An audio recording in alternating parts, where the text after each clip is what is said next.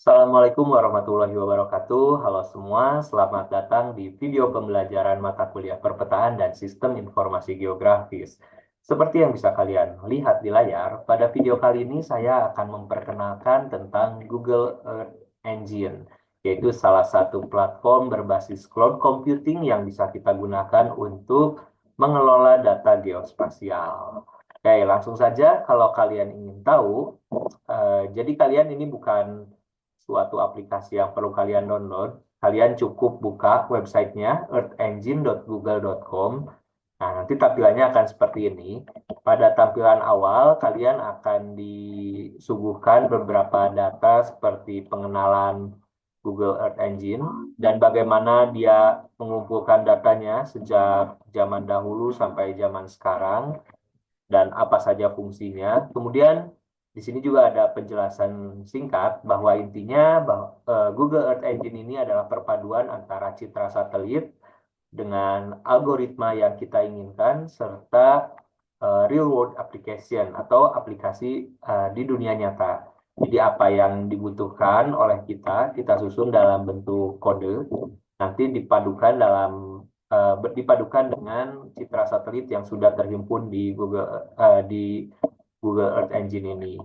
Kemudian jadi di sini datanya itu sudah dikumpulkan kurang lebih 37 tahun dan bisa kita lihat semuanya itu pada time lapse. Jadi mereka Google Earth Engine ini punya satu fitur yaitu time lapse. Kalau kita ingin lihat perubahan kutub, ya perubahan tutupan es di seluruh dunia, perubahan tambang untuk construction, kemudian juga untuk pertumbuhan penduduk, misalkan di China.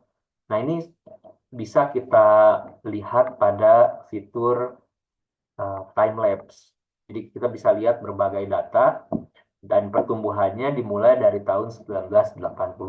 Oke, 1984, sebuah tahun yang bagi pembaca Orwell mungkin tidak asing ya.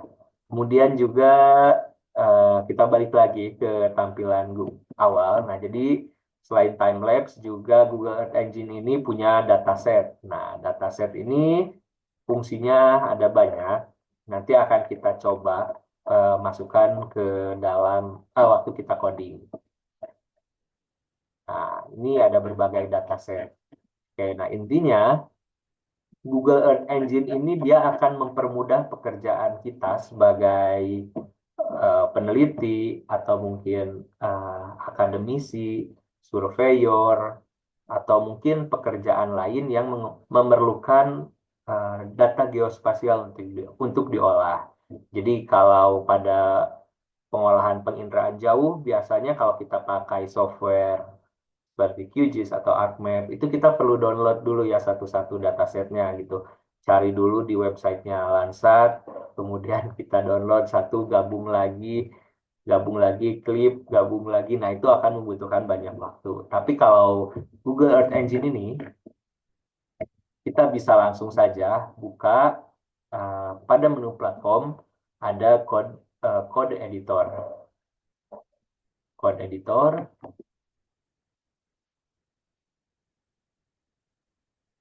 Nah, ini adalah eh, tampilan Code Earth Engine Google.com.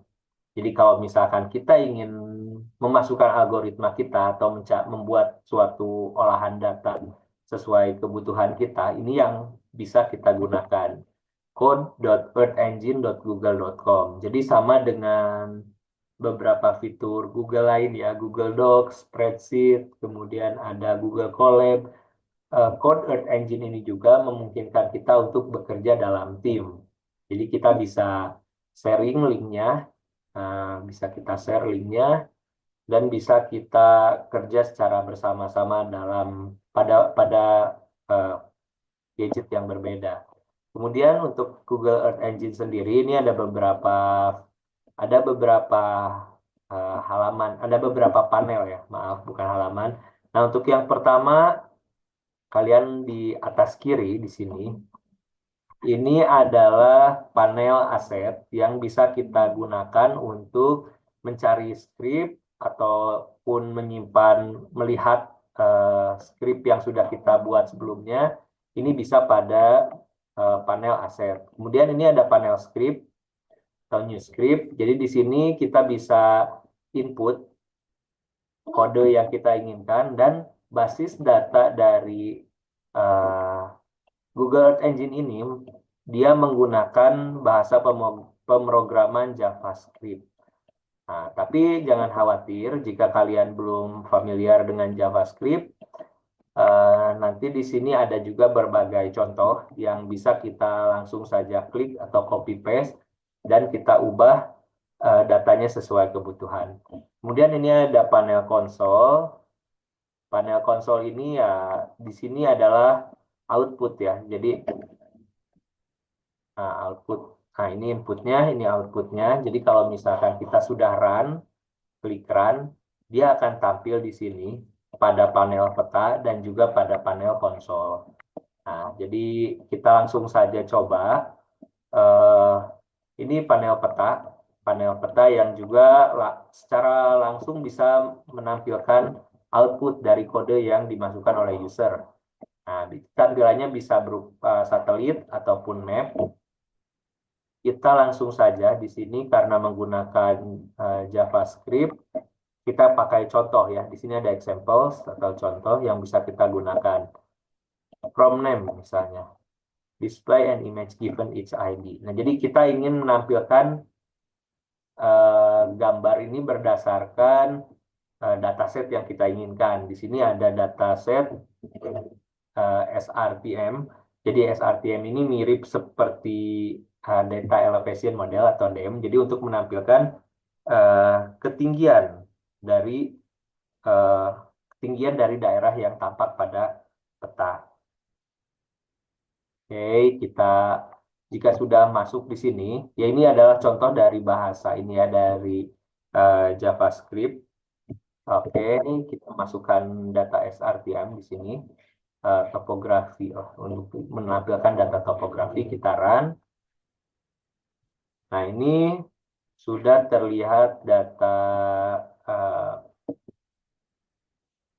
topografi yang menampilkan perbedaan permukaan bumi berdasarkan ketinggian ya.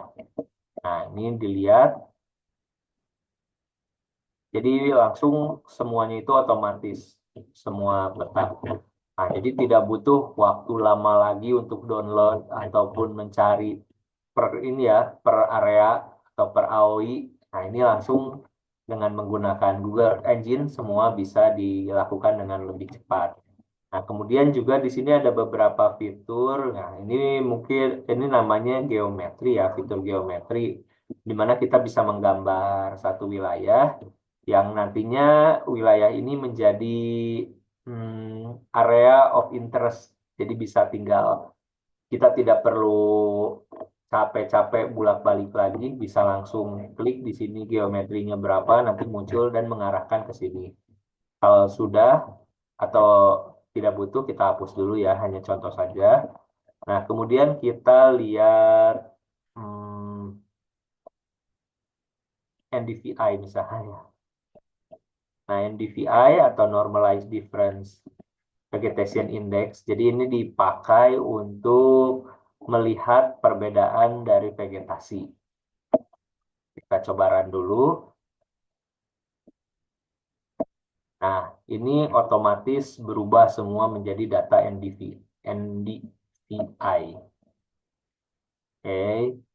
Kemudian di kode ini ada beberapa hal yang penting. Yang pertama, ini variable image. Nah, variable image ini dia kode untuk menampilkan atau import dari dataset yang kita inginkan. Misalkan ini diambilnya dari dataset MODIS tahun 2012 bulan tanggal ya berarti ya. Kayak gitu. Kemudian di sini ada var NDVI ini menggunakan rumusnya ya untuk menghitung perubahannya. Kemudian di sini ada palet ini untuk warnanya. Jadi kita juga bisa atur map set center ini koordinatnya. Dan yang selanjutnya untuk menampilkan inputnya. Nah, inputnya ini nanti bisa muncul juga di sini ya, di konsol dan juga inspektor kalau misalkan kita memilih beberapa area interest. Kemudian kita cek lagi, hmm, ini ada beberapa cara untuk misalnya composite image.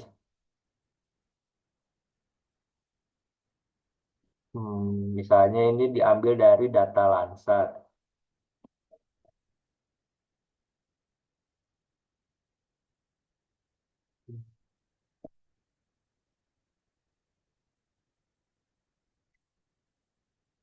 Coba lagi saja. Misalnya ini kan hanya contoh saja. Kalau misalkan kita ingin ingin lebih banyak variasi, misalnya ingin lebih banyak variasi, kita bisa lihat sebetulnya di dataset yang tadi. Nah, misalkan kita buka di searchengine.google.com, kita buka dataset yang ini. Nah, pada bagian dataset, kita misalnya ingin lihat data apa ya? Data climate atau iklim. Nah, di sini bisa kita lihat data iklim dari Sentinel mana ya? Ada banyak sekali ya. Ada banyak sekali. Misalnya kita ambil data dari Copernicus. Nah, misalnya di sini juga kalian bisa lihat kode editornya, kode JavaScript-nya ini sudah lengkap. Lengkapnya itu dalam artian eh, dengan kita copy paste ini saja pada bagian di sini, itu kita sudah bisa running langsung gambarnya. Nah, ini adalah data dari si dataset yang Copernicus ini. Nah, kemudian kita juga bisa ubah pada bagian ini. Kita inginnya dataset ini dapat di tanggal berapa, itu bisa kita filter di sini date-nya dari tanggal berapa sampai tanggal berapa. Nanti kita akan mendapatkan perubahannya di sini. Kemudian contoh lain, kita cek lagi Landsat. Nah, jadi ini kan Landsat ini atau land satellite ini adalah kumpulan dari citra satelit yang diambil. Nah, kalau misalkan kita ingin mendapatkan data terbaru, itu bisa kita gunakan Landsat 9. Tapi kalau data yang paling lama ya jelas Landsat 1. Nah, kalau Landsat 1 kita lihat saja dulu di sini. Nah, ini mungkin yang paling awal ya, tahun 1972. Nah, ini datasetnya kita ambil dari sini. Kita reset dulu, kita paste, lalu kita run. Nah, ini adalah gambar-gambar tertua, gambar-gambar satelit tertua tahun 70-an yang bisa kalian lihat di bumi. Jadi kalau tahun 1970-an mungkin masih terbatas ya. Oke, kurang lebih seperti itu. Nah, kalau misalkan kita ingin coba yang lain, saya di sini sempat mengumpulkan beberapa kode. Di sini ada beberapa kode dasar lah ya, terkait apa yang bisa kita lakukan di sini. Oh, geometry is not defined. Nah, kita kita geometri tadi kan di sini ya. Saat kita ambil geometrinya di Karawang, ini geometri kita run ulang. Nah, jadi dia sudah otomatis mengarah ke si geometri ini karena region of interest-nya saya beri nama geometri. Kemudian ini ada filter tanggal, tanggalnya tanggal sekian, cloud cover-nya juga sudah ada. Ini mengambil data Landsat juga bisa tinggal diubah saja var-nya. Kemudian ya kurang lebih Itu adalah cara-cara untuk kita menggunakan Google Earth Engine. Kalau misalkan kita ingin share juga, hmm, bisa di bagiannya get link namanya. Misalnya di sini manage link, atau misalnya di mana ya, di oops. Hmm.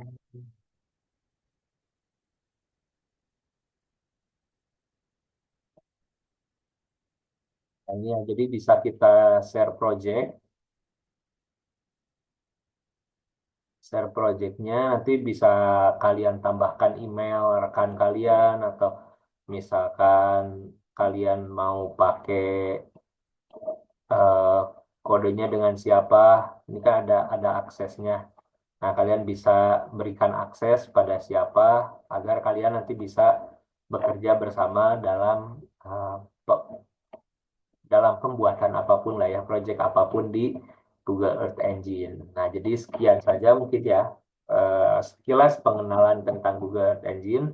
Intinya Google Earth Engine ini bukan suatu software yang perlu kalian download terlebih dahulu. Jadi ini lebih lebih lebih simpel lagi sebetulnya. Tapi tentunya kalian harus memiliki jaringan internet yang stabil. Oke, jadi tetap kalau kalian tidak ada internet, kalian tidak bisa memanfaatkan Google Earth Engine ini. Oke, sekian saja mungkin penjelasan singkat terkait pengenalan Google Earth Engine. Mudah-mudahan bermanfaat. Eh, Kalian bisa coba-coba dulu dengan kode dataset yang sudah ada, kalian ataupun kode yang bisa kalian dapatkan di internet, atau bahkan kalian ingin berlatih eh, by code gitu ya, by code, kalian ketik satu-satu JavaScript-nya sambil menghafal, itu sangat dipersilakan juga. Sekian dari saya, terima kasih. Wassalamualaikum warahmatullahi wabarakatuh. Sampai jumpa.